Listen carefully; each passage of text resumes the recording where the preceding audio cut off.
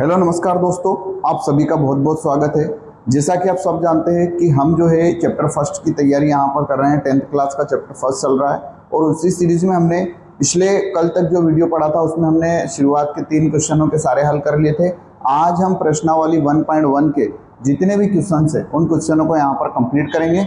तो आप वीडियो पर बने रहिए। तो साथ में अगर आपने चैनल को अभी तक सब्सक्राइब नहीं करा है तो चैनल को भी सब्सक्राइब कर लीजिए ताकि आपको आगे आने वाले वीडियोस की नोटिफिकेशन मिल जाए। साथ में अपने दोस्तों को भी भेज दीजिए।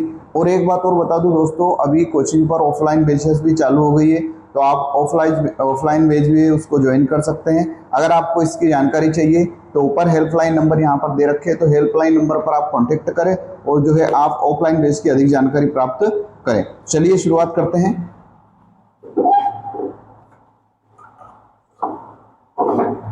सबसे पहले हम यहाँ पर देखते हैं कि आज का क्वेश्चन हमारा क्या है। तो आज का जो हमारा क्वेश्चन है वो है ये क्वेश्चन नंबर 4। क्वेश्चन नंबर 4 में यहाँ पर दे रखा है कि हमको क्या करना है ना। क्वेश्चन नंबर 4 में हमको यहाँ पर HCF 306 और 657 का 9 दिया है। 306 और 657 का जो HCF आपको 9 दिया है, तो आपको यहाँ पर LCM निकालना है।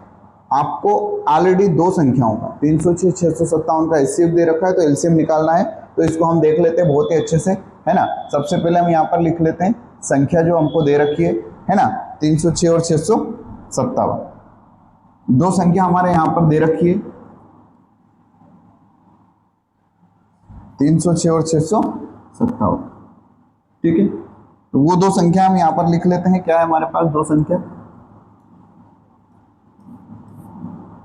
306 और 657, ये 2 संख्याएं है ना। ये वाले हॉल में आप मत लिखना, मैंने यहाँ पर इसलिए लिखी ताकि हमको आगे दिक्कत नहीं है।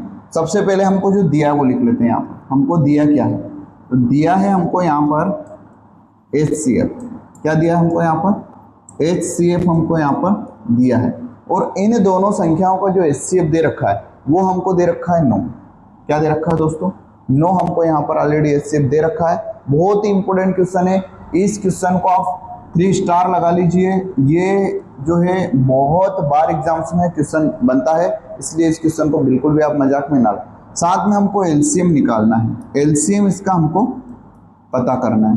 ठीक, अब हम एक चीज जानते हैं, मैंने आपको पिछले वीडियो में बताया है कि जो 2 संख्याएं दे रखी है, ये जो 2 संख्याएं दे रखी है 306 और 657, इन दोनों संख्याओं का गुणनफल और इन LCM और HCF का गुणनफल जो है बराबर होता है। क्या होता है, तो सबसे पहले आप लिख सकते हैं, चाहो तो हम जानते हैं क्या जानते हैं भैया, हम जानते हैं कि जो 2 संख्या हैं इनका गुणनफल, 2 संख्याओं का गुणनफल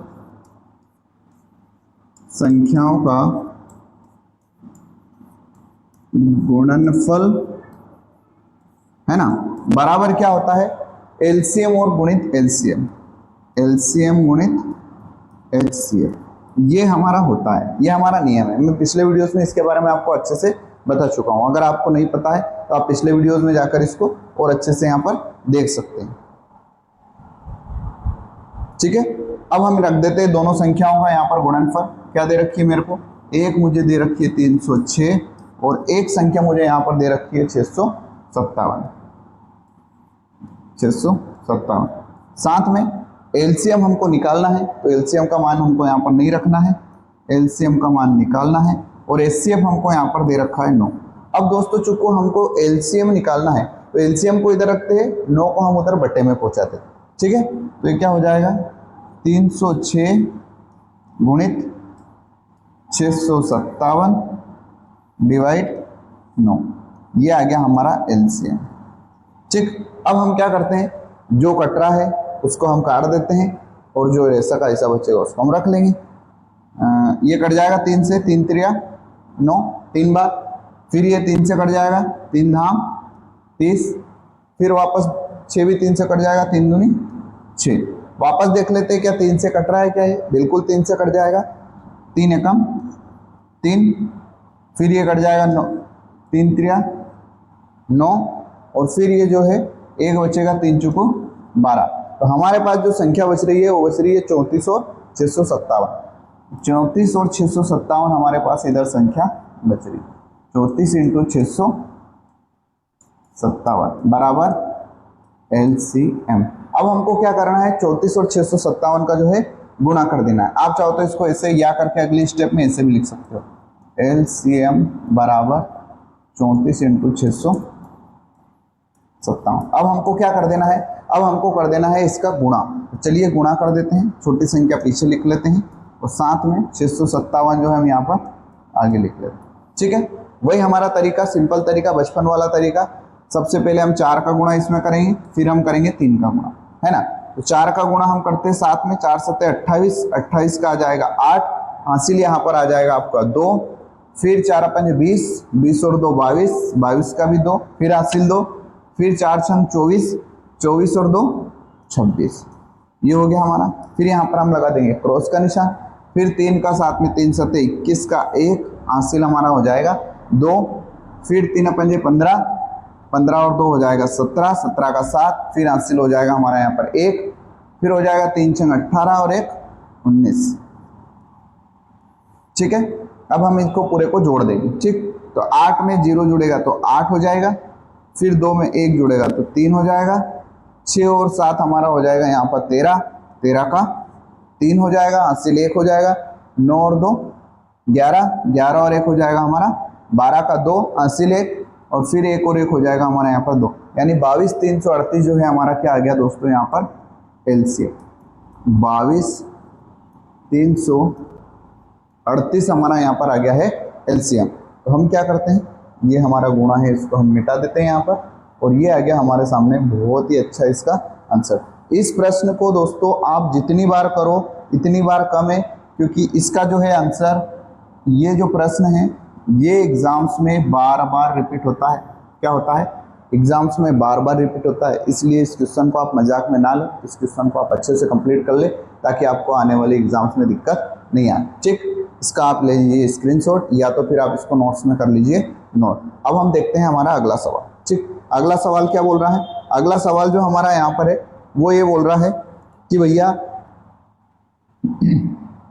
ठीक है, अगला जो सवाल है वो है हमारा कि जांच कीजिए कि क्या किसी प्राकृत संख्या n के लिए, कोई भी प्राकृत संख्या है, उस n के लिए 6 की घात n अंक 0 पर समाप्त हो सकती है क्या।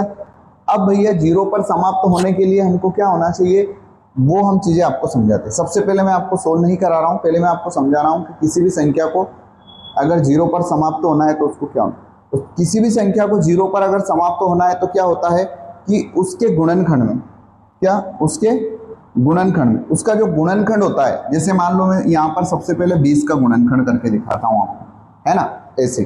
ठीक, तो 20 का हम गुणनखंड करते हैं, यहाँ पर ये 2 से कटेगा 2 धाम 20, फिर ये 2 से कटेगा 2 5 10, फिर ये 5 से कटेगा 5 एकम 5।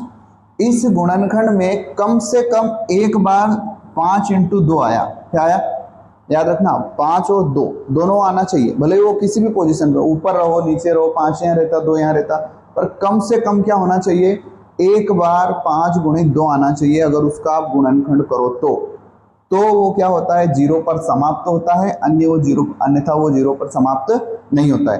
तो आप याद रखना, अगर किसी भी संख्या को आपको 0 पर समाप्त करना है तो आपके पास उसका जब गुणनखंड आप करोगे तो आपके पास एक बार क्या आना चाहिए, 5 इंटू 2 आना चाहिए। तो अब मैं इसका करवाता हूं आपको हल, आप यहां पर लिख सकते हो, है ना, किसी भी संख्या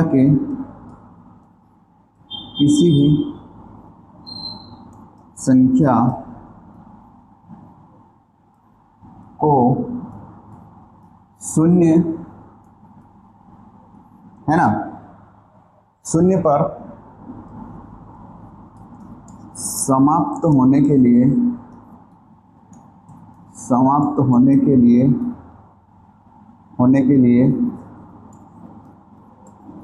कम से कम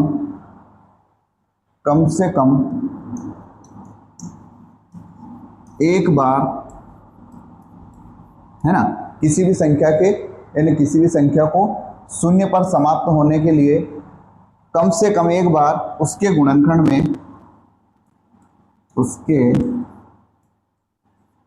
गुणनखंड में 5 गुणित 2 आना चाहिए। क्या आना चाहिए? 5 गुणित 2। किसी भी संख्या का आप गुणनखंड कर रहे हो और अगर उसके गुणनखंड में अगर कम से कम सिर्फ एक बार, है ना, हमको ज़्यादा नहीं चाहिए, सिर्फ एक बार भी अगर उसके गुणनखंड में 5 गुणित 2 आ गया तो समझो वो संख्या 0 पर समाप्त हो जाएगी। अब देखते हैं यहां 6 का गुणनखंड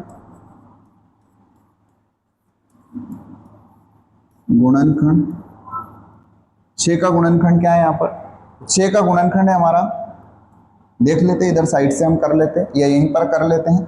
6 का गुणनखंड क्या हो जाएगा? सबसे पहले ये 2 से कटेगा, ये हो जाएगा 2 तिया 6, 3 एकम 3। 6 का जब हम गुणन कर रहे हैं तो 2 गुणित 3 गुणित 1 आया। क्या आया? 2 गुणित 3 गुणित 1। यहाँ पर 6 के गुणनखंड में कहीं पर भी आपको 5 × 2 नहीं दिख रहा है, तो आप लिख सकते हो कि यहाँ 6 का गुणनखंड करने पर 5 गुणित 2 प्राप्त नहीं हुआ, है ना। यहाँ 6 का गुणनखंड, है ना, करने पर 5 गुणित 2 प्राप्त नहीं हुआ,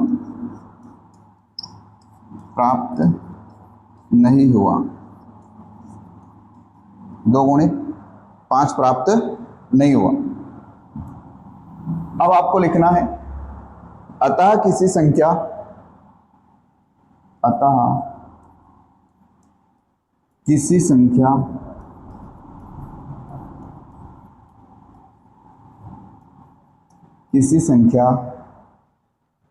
n के लिए किसी संख्या n के लिए 6 की घात n कभी भी 0 पर समाप्त नहीं हो सकता,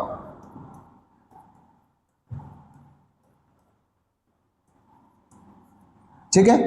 अतः किसी संख्या n के लिए 6 की घात n कभी भी 0 पर समाप्त नहीं हो सकती। ठीक, तो ये हो गया हमारे छोटे से सवाल का आंसर। आपको इस टाइप से लिखना है ना। आप लैंग्वेज में थोड़ा बहुत परिवर्तन अपने हिसाब से कर सकते हैं। आपको अगर दूसरी लैंग्वेज पसंद आ रही है तो आप वो कर सकते हैं, पर आपको इतना ध्यान रखना है कि किसी भी संख्या को अगर आपको 0 पर समाप्त करना है तो उसके गुणनखंड में कम से कम एक बार 5 गुणित 2 आना चाहिए। यहाँ पर हमने 6 का गुणनखंड करा तो 5 गुणित 2 हमको प्राप्त नहीं हुआ, अतः यह उस पर 0 पर समाप्त नहीं होता। अच्छा, एक सवाल आपके पास होमवर्क रहेगा, आप चाहो तो इसको घर पर कर सकते हो सेम लैंग्वेज में। ये उदाहरण में मिलेगा आपको, आगे हम इसकी चर्चा करेंगे। 4 की घात n, इसका आप पता करो कि ये क्या 0 पर समाप्त हो सकता है क्या। 4 की मतलब n का मान अपन कुछ भी रख दें यहाँ पर, है ना। वो ये बोलना चाह रहा है कि n का मान जो है आप यहाँ n की जगह कुछ भी रख दो अगर, तो क्या कभी भी 6 की घात n अगर आप कर रहे हो तो 0 पर समाप्त हो सकता है क्या। तो उसके लिए आपको पूरी मेथड अपनानी पड़ेगी। ठीक, इस सवाल का आप ले लीजिए स्क्रीनशॉट। फिर हम बढ़ते हैं हमारे अगले सवाल की तरफ। अगला सवाल जो है ये भी बहुत अच्छा सवाल है। अगला सवाल क्या बोल रहा है हमारा? अगला सवाल यहाँ पर बोल रहा है कि ये तो हो गया, ये वाला बहुत ही गजब का सवाल। व्याख्या कीजिए कि 7 गुणित 11 गुणित 13 प्लस 13 और 7 गुणित 6 गुणित 4 गुणित 3 गुणित 2 गुणित 1 प्लस 5 भाज्य संख्या क्यों है, या नहीं है। तो अब आपको मैं एक चीज बता दूं, है ना। वैसे यहाँ पर बता रखा है कि किसी भी संख्या, कोई भी संख्या हो, अगर वो संख्या भाज्य रहेगी, क्या रहेगी? अगर वो संख्या भाज्य होगी तो क्या रहेगा उसका तरीका, या क्या रहेगी उसकी पहचान? उसकी पहचान ये है कि कोई भी संख्या भाज्य संख्या होगी उसमें कम से कम 2 से अधिक गुणनखंड होते हैं। कितने होते हैं? मतलब उस संख्या के टुकड़े हो जाते हैं 2 से अधिक। क्या हो जाते हैं? 2 से अधिक। जैसे अभी हमने 6 का गुणनखंड करा था तो 2 गुणित 3 गुणित 1 था, तो यहाँ पर ये 2 से अधिक है, 2 गुणित 3 गुणित 1, मतलब ये संख्या भाज्य है, किसी न किसी से डिवाइड हो जाती है। ठीक है, तो वही तरीका है। अगर हम इसको सोल्व करें, इसको अलग करेंगे और इसको अलग करेंगे, इन दोनों को अगर हम सोल्व कर रहे हैं यहाँ पर, और सोल्व करने पर इनका जो हमको आंसर प्राप्त होगा वो कहीं ना कहीं 2 से अधिक टुकड़ों में प्राप्त होगा, तो हम बोल देंगे कि भाज्य है, अन्यथा भाज्य नहीं है। चलिए देख लेते हैं। सबसे पहले हम इसको सोल्व करते हैं, है ना। सोल्व करने के लिए हम यहाँ पर ले आते हैं। अच्छा, पहले लिख लेते हैं इसको हम यहाँ पर, है ना। क्या है हमारे पास दोनों संख्याएं। अच्छा, इसको इधर ही सोल्व कर लेते हैं, है ना। ये हमारे पास 7 गुणित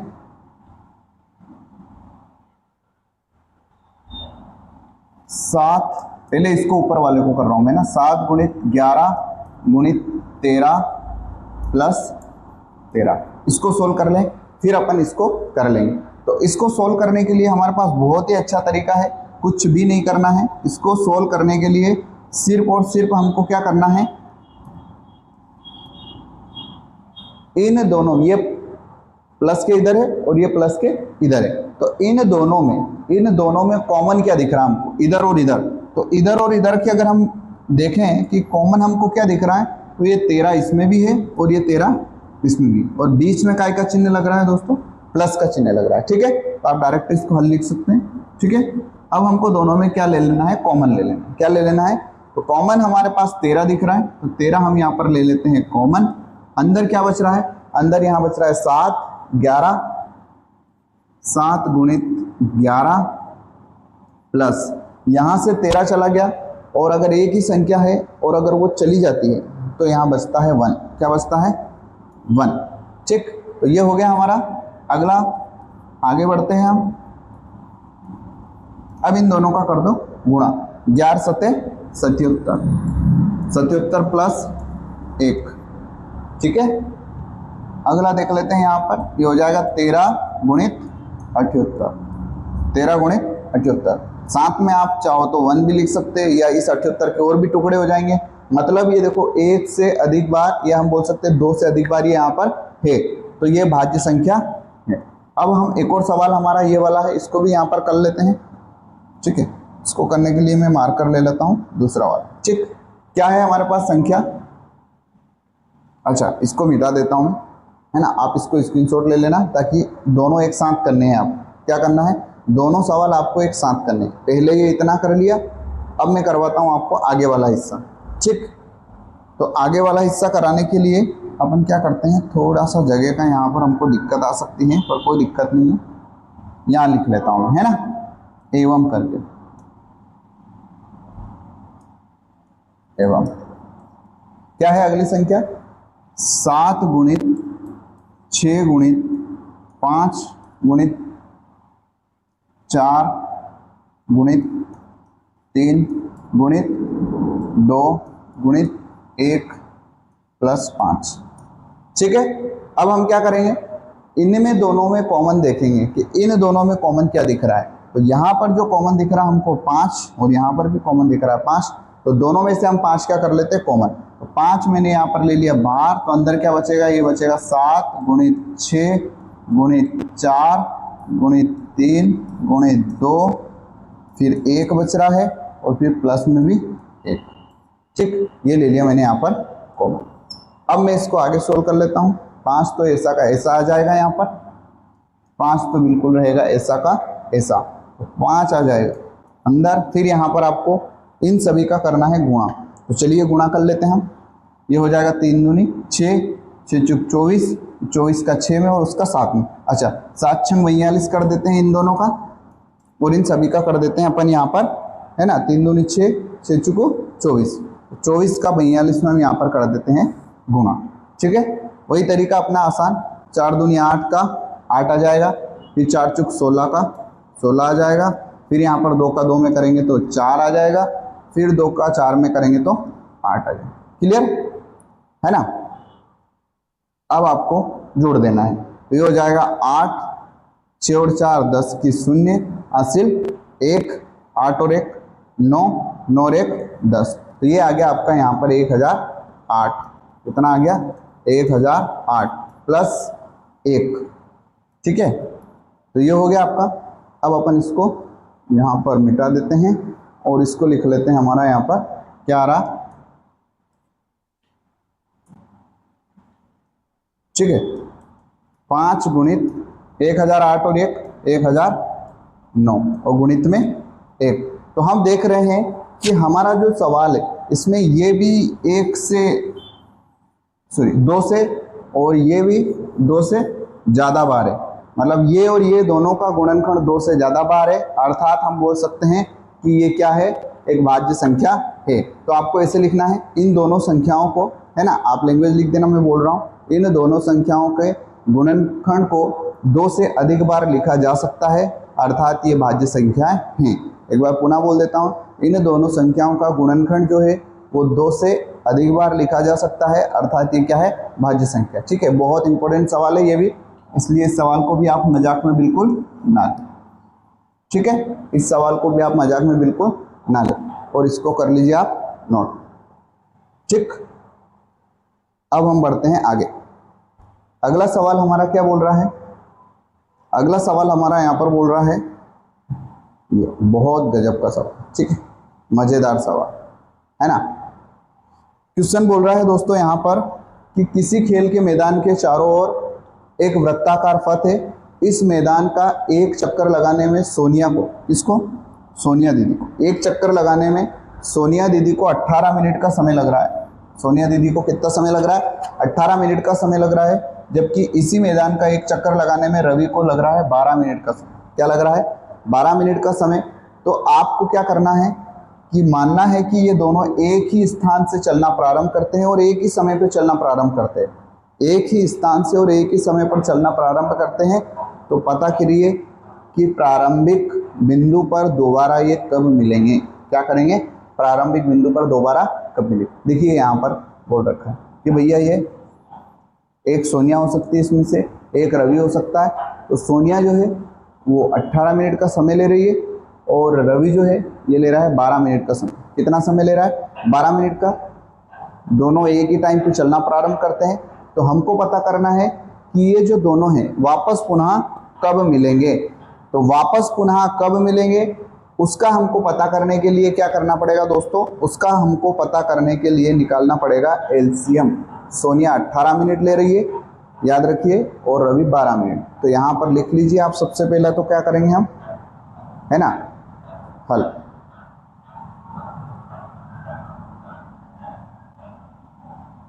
ठीक है, हल। सोनिया यहाँ पर ले रही है 18 मिनट का समय। कितना समय ले रही है, 18 मिनट। और रवि भैया ले रहे हैं यहाँ पर, रवि ले रहा है 12 मिनट।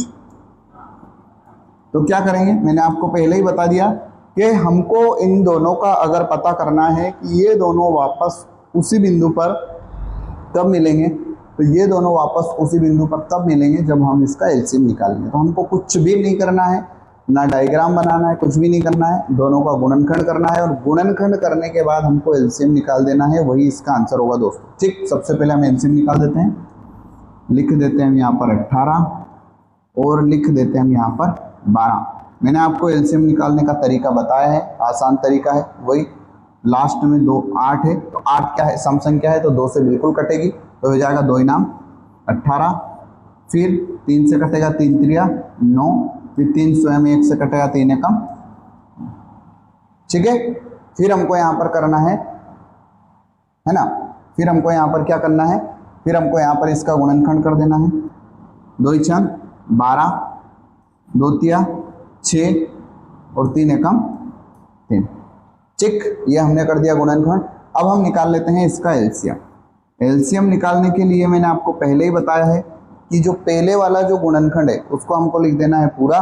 पहले वाला हमारा गुणनखंड है 2 गुणित 3 गुणित फिर 3। फिर अगले वाले गुणनखंड में से हमको ये सारी संख्या उतारनी है जो इधर नहीं उतारी हमने।